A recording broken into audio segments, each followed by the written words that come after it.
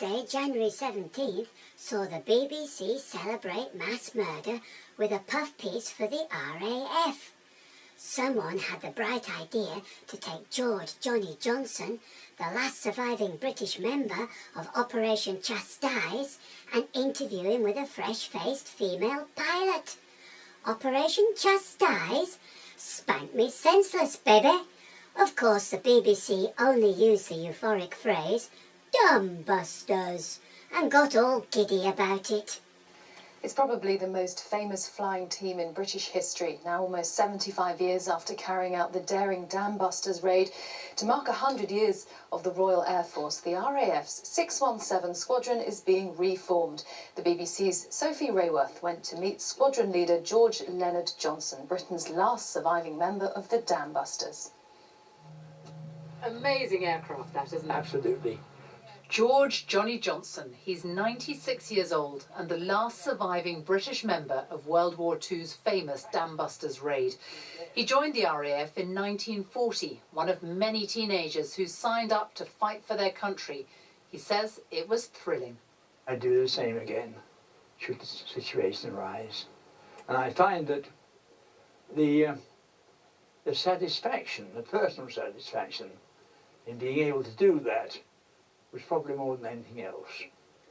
I got the sort of thing which I felt I was actually doing something useful and doing it well. It was 75 years ago this May that 617 Squadron took off in their Lancaster bombers on their mission immortalised in the Dam Busters film to attack dams in Germany's industrial heartland using Barnes-Wallis's bouncing bombs. The planes Johnny Johnson flew are a world away from the aircraft used by the RAF nowadays, and he's fascinated not just by the technology on board, but also by the pilots learning to fly them. I can't understand any of it. I don't know where to begin.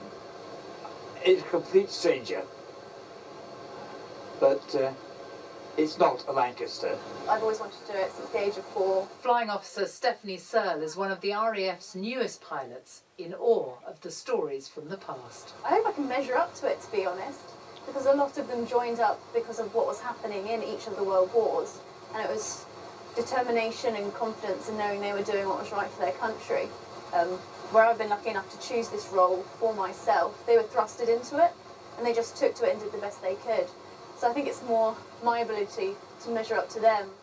Johnny Johnson was one of 133 men who took part in the Dam Busters raid. 53 of them never came home. He still remembers that night vividly. I shall never forget that dams raid. The highlight of that trip for me was as we came home, our route was over what had been the Moan Dam, and we knew by radio broadcast it had been breached. There was water everywhere. It was just like an inland sea. That to me was sheer evidence there had been some success. It's gone! We've done it! That raid remains to this day one of the most famous in the Air Force's history. So, as the RAF celebrates its centenary, his advice to the next generation? Whatever you do it to the best of your ability. You'll find it makes you happy. Had I had my time over again, I would do the same again and hope to get the same happiness and enjoyment out of it that I did for those 22 years I served. I have to say thank you to the Royal Air Force for providing that life for me. What a wonderful life it really was. Operation Chastise took place in May 1943 and was an act of precision bombing to cause mass destruction. Under a 1977 amendment to the Geneva Convention, the attack conducted today would be a war crime. But don't expect to hear the BBC say that.